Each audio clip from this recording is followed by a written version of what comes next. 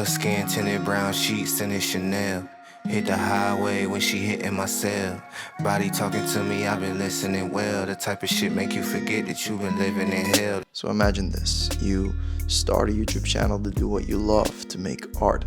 And you have this mindset where you want to make videos to not only gain experience in making film, but to also learn some personal lessons of life and to maybe help some other people with their struggles too. Lately I've been living like I can't take a loss. They ain't wanna help me, that's what made me a boss. You can't kill my confidence, I think I'm the man. So you make your first video and you overcome your anxiety and you get some good responses, and some people genuinely tell you they get what you're saying and they appreciate you speaking on this.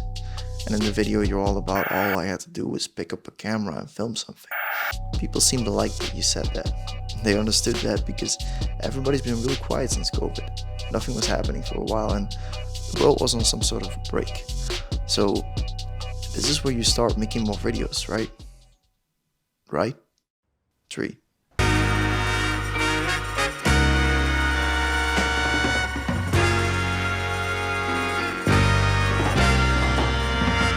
You go right back into a writing process and you start writing something personal. Something maybe a little too personal. You address some bad things that happen in your life and you involve your love for Harry Potter in that by making parallels and by making people understand why Harry Potter was your comfort zone doing all this bad shit. You encourage people to find a comfort zone, to use that to fight those bad things and thoughts, and then to proceed to step out of that comfort zone. Now during that writing process, ideas start creeping into your mind. Maybe what you're writing is too personal. Nobody's gonna like it. Yo, bruh, what you're writing is too personal, bruh. Nobody gonna like it. And that's when anxiety kicks in. And well, when you're writing something so personal and deep, that anxiety hits you hard. And it hits you with a thought that maybe your shitty life shouldn't be shared with others.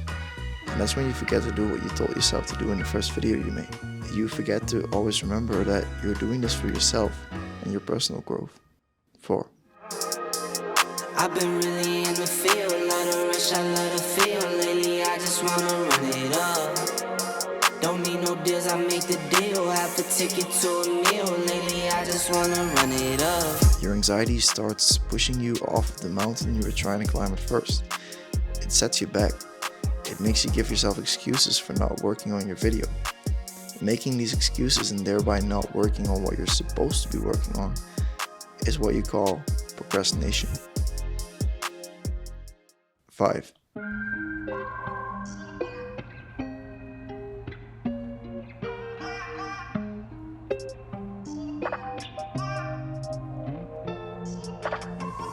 And so starts a process, and it started with he'll do it tomorrow, and it ends up in you quitting writing the video in general.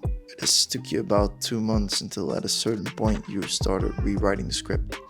It kept hanging somewhere in the back of your mind and it told you that you had to rewrite it. And after just 2 days of rewriting, you finished it. You realize that when what you're writing stays in your mind, even if you've put the project aside, it's kind of like an itch. An itch you don't want to scratch because your procrastination told you not to scratch it. Because maybe you can't handle it and it's too much.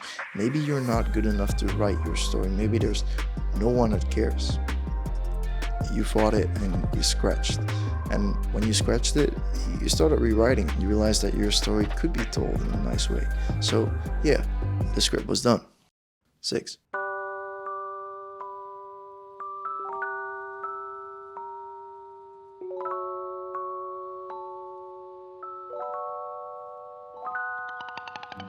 Now it was time to actually shoot the video, and you knew 2 things.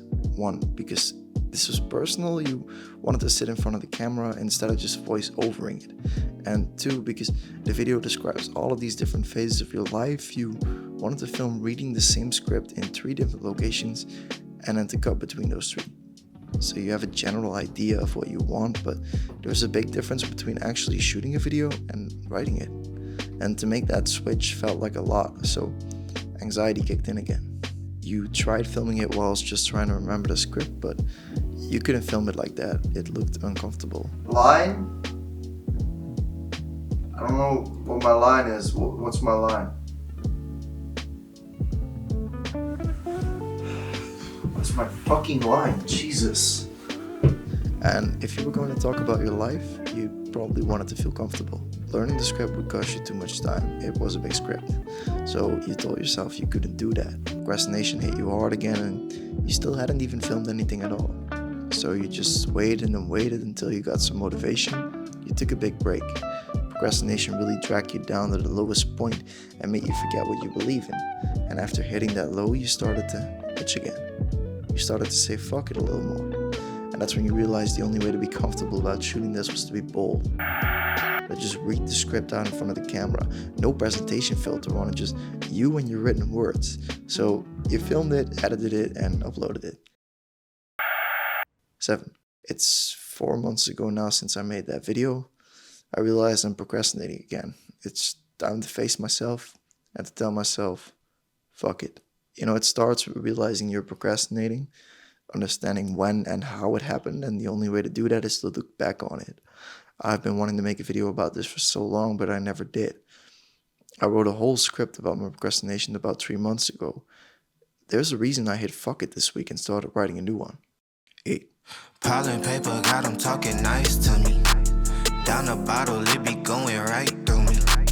Brown baby down to take a flight to me. They think that I'm stunting, but it's slight to me. I think I just finally fully realized that life is short, and if I don't make any videos when that is my passion, then what the fuck am I doing with my life?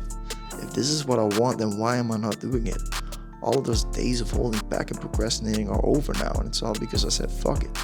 Saying fuck it is something that's hard for people to do. I told myself in my first video I wanted to really step out there and make a change. But how are you gonna step out there if you let your anxiety determine your entire life path?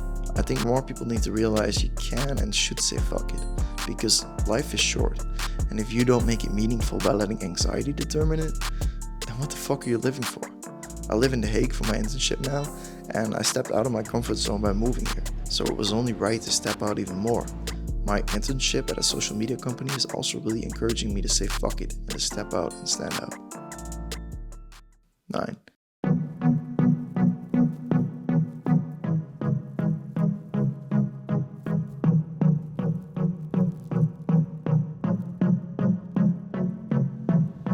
I never wanted to look back on it, but now that I finally do, I realize there was no reason for me to make those excuses.